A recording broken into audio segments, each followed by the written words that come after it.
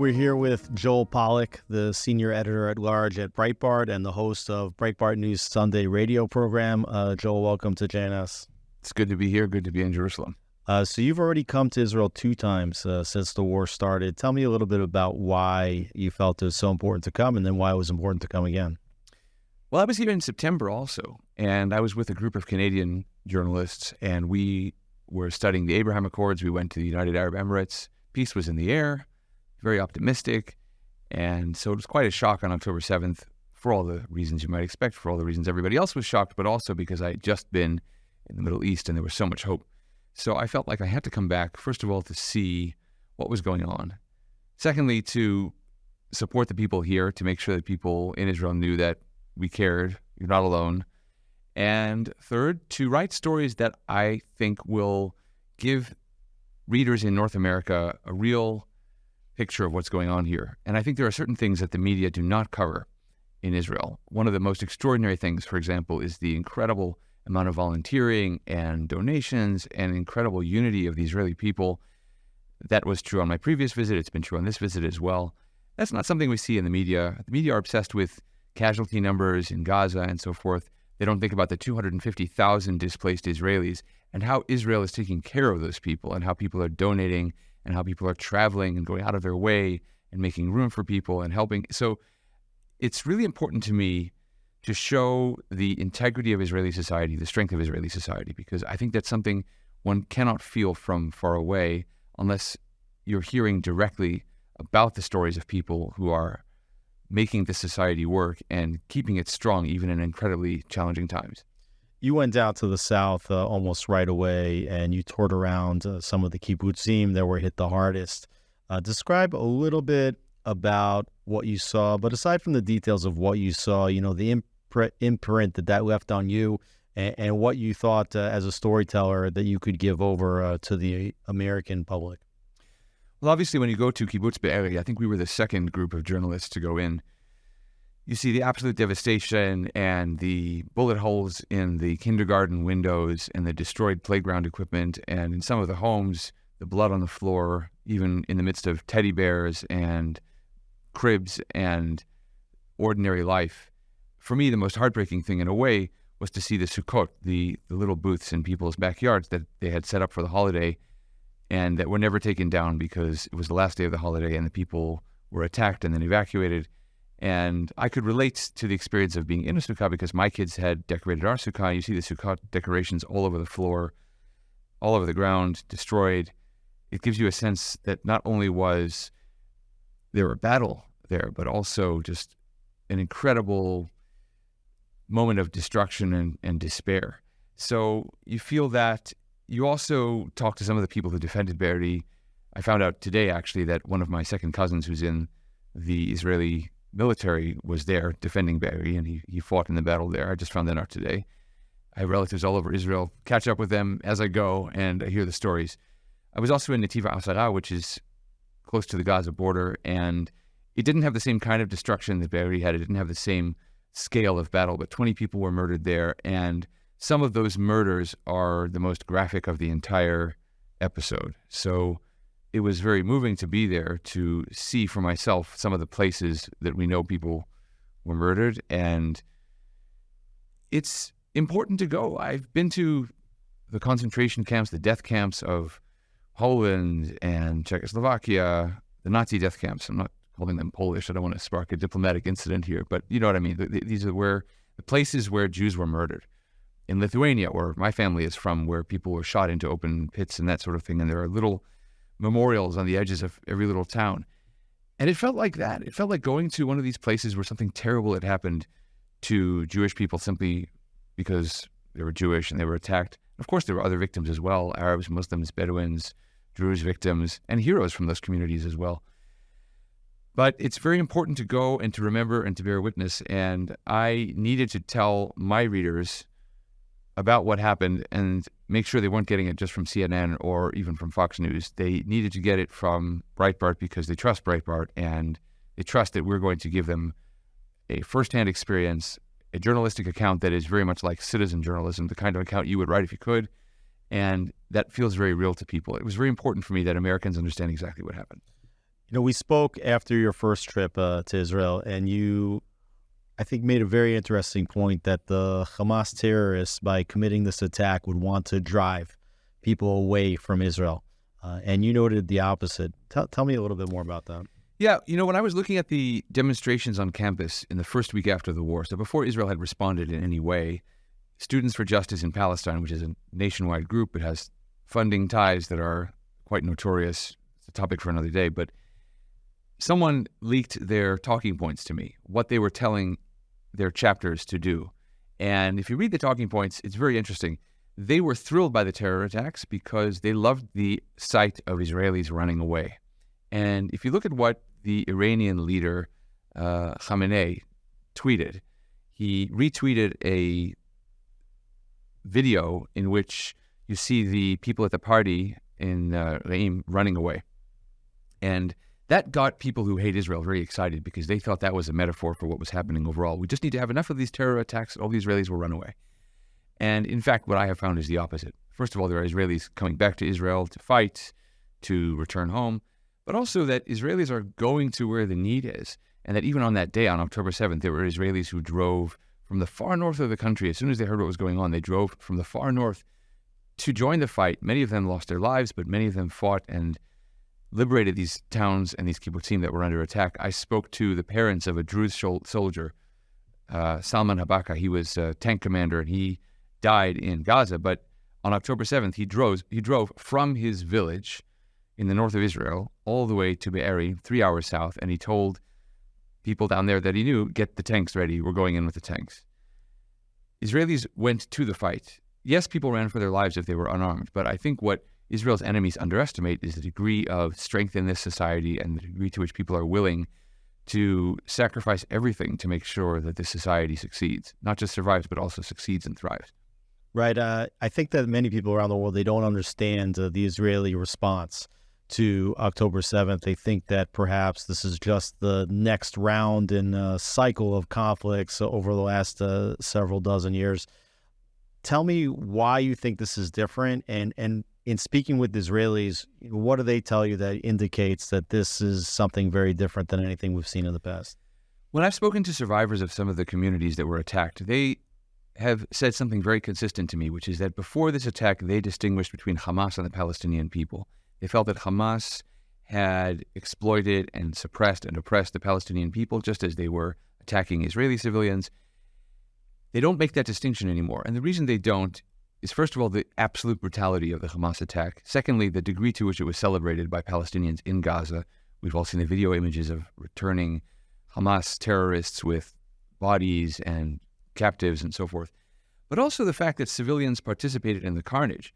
And we spoke to survivors of Kibbutz Nir Oz who had surveillance footage from their own homes of women and children coming from Gaza and stealing things from their kibbutz during the attack while Israeli families were hiding in their safe rooms.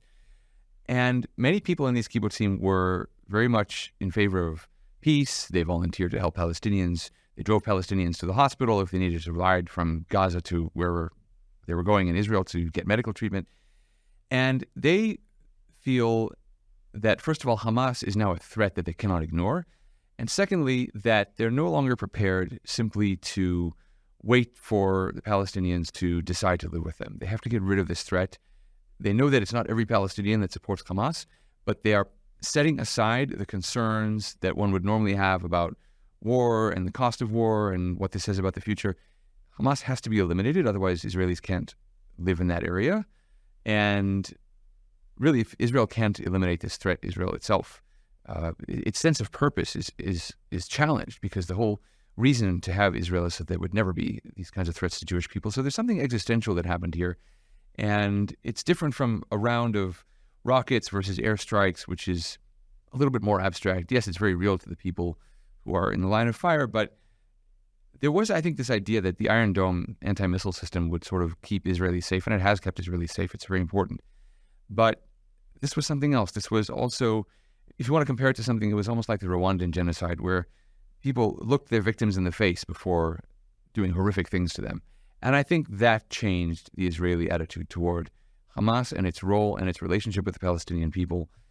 And I do think it puts the entire idea of a two-state solution in in question. I mean, if that was on the table, and for the Biden administration it still is, it's really off the table for now, because it's impossible, I think, for Israelis to accept that they would live next to another entity that's controlled by Palestinians where this kind of thing is allowed to happen. That's why Prime Minister Netanyahu has said we're not accepting the Palestinian Authority back in Gaza again, because we don't want anyone encouraging terror, educating kids about terror.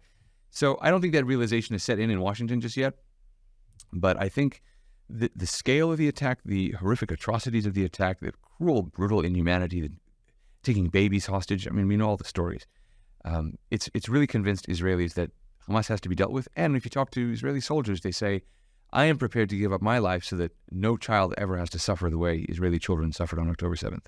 I think it's important to note not only is the idea of a Palestinian state further away than ever in the minds of the Israelis, but that a Palestinian state should emerge as the result of this type of attack and be the reward for it would be the exact opposite idea that should be said. And you referenced correctly that there's an existential change in the way Israelis view the conflict. And yet Israel is very much a Western country. It's very much a liberal Western country here in the Middle East, identifies much more with the West in many ways than it does with its Eastern neighbors.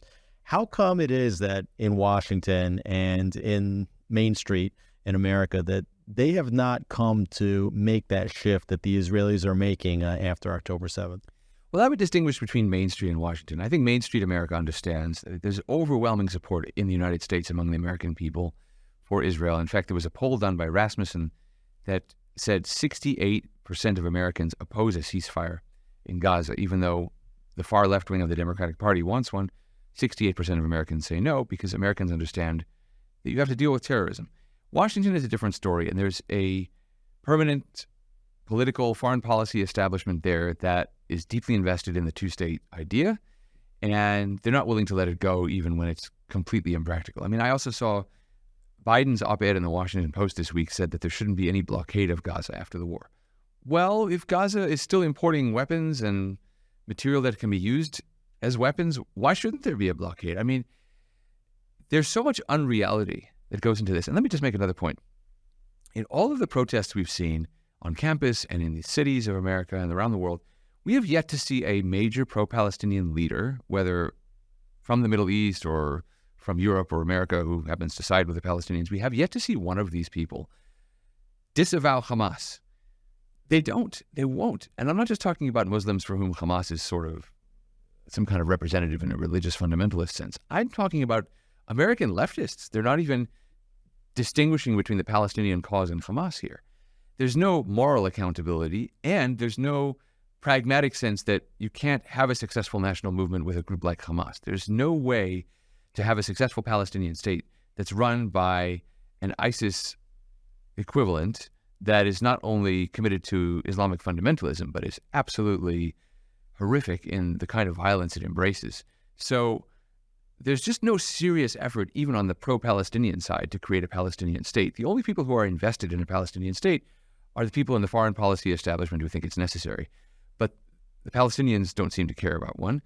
Their friends in the West don't seem to care enough about one to actually provide practical advice to create one, to disavow Hamas, to invest in proper Palestinian education or institution building. There's never any discussion of that. And the Arab world also seems to have moved on. I mean, in the weeks before the war, the Saudis were saying, well, we want life to be better for the Palestinians, but they dropped this idea of a Palestinian state. I don't think a Palestinian state is something that the Palestinians want. And so whatever happens after this conflict has to look different than that.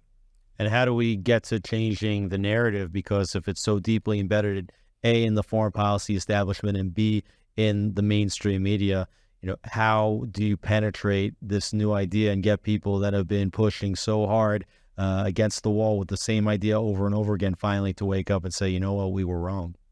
Challenge them to do something other than write policy papers and organize boycotts.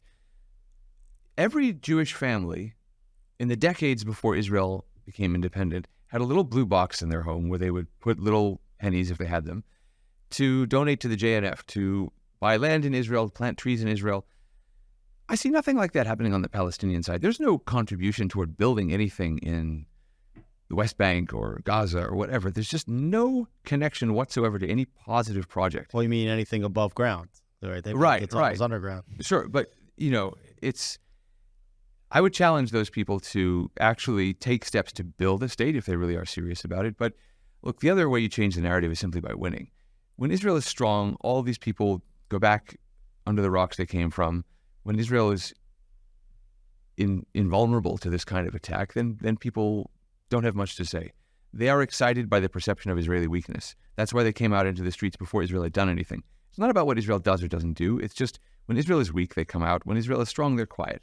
So the most important thing is strength, and Israel has to win the war and win it decisively, and to keep moving in that direction, not to give up on peace with the other Arab states, but also to say to the Palestinians, you have a choice. You can make the choice of the Emiratis, who've decided to change their own society and then build a relationship with Israel, or you can continue to decide to be victims forever of yourselves, not of us. That's your choice now. That's nothing we've done.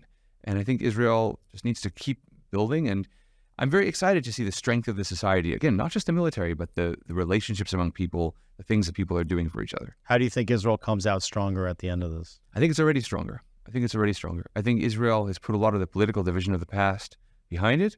I think Israelis understand what went wrong on October 7th. They've also done something very difficult for a society to do, which is to put assigning blame to another date when the war is over. That's also something that only a strong society can do.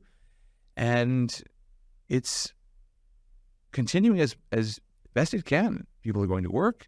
I had to drive here in the traffic. Life is resuming, and people are helping one another. So I think Israel has already won.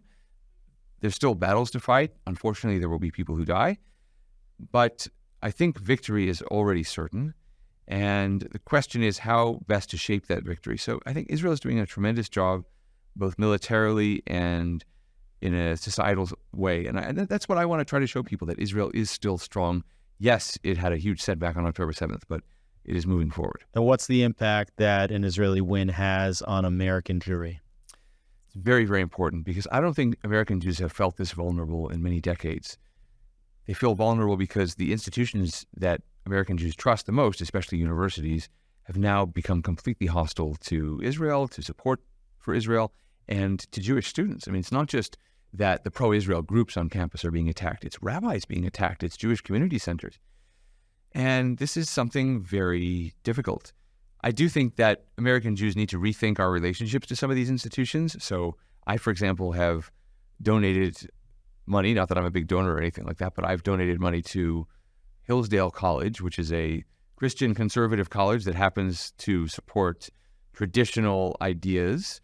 And they've been very open to becoming more hospitable and better institution that Jewish people can participate in. They're very pro-Israel, but also, they're trying to put a kosher kitchen in there. They want to reach out to the Jewish community.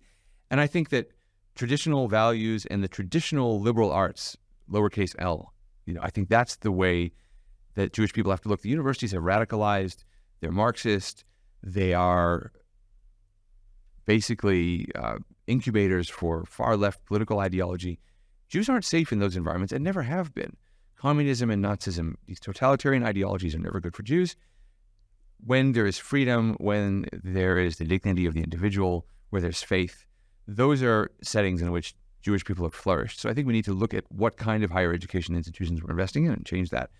But also I think a victory for Israel basically is very important to the Jewish sense of security around the world. So, I think that what I want American Jews to understand from some of the articles I'm writing here is that the example of volunteerism that Israelis have set, helping in every way possible, where you have tech executives going down to farms and picking tomatoes and things like that, that's something we need to do in our communities as well. Not just worrying about the news, and yes, going to a rally is very good, but we need to build our own institutions the way Israelis are. We need to donate. We need to participate in the community. So I think that's something to learn from Israel. And that aspect of the Israeli victory is also something the Jewish community can learn in the United States. And what about the restoration, also Jewish pride? I think Jews have struggled with that because of fear. And there was a message that went out the first week of the war that there was a Hamas threat to Jewish institutions. So a lot of Jewish people didn't go to work, and kids at Jewish schools stayed home. My daughter didn't. She went to school. I was very proud of her. But I think we just have to say we're not afraid, and we're prepared to take a certain amount of risk. Terrorists and the people who support terrorists believe that because Israelis and Jews value life, that we'll run away from threats. I interviewed a woman in Efrat who is a photographer, and she works with soldiers and the wives of soldiers, and she said something very interesting. She said, it's not just that we value life and they value death. We value living. And I think Jews need to embrace living. This Hanukkah is the most important Hanukkah I think we've ever lived through. Hanukkah is a story of struggle against oppression. It's also a story of bringing light into darkness. And it's about standing up in a difficult time and about publicizing a mitzvah. It's really about putting the menorah in the door and saying, here we are. And there are all kinds of halachot about if it's a dangerous time, you put the menorah inside your house. We need to put the menorah in the window. And that's when people respect us. When people see that we're proud of who we are, that's when we're actually safer. Pollak, thanks so much for being with us. Thanks for having me.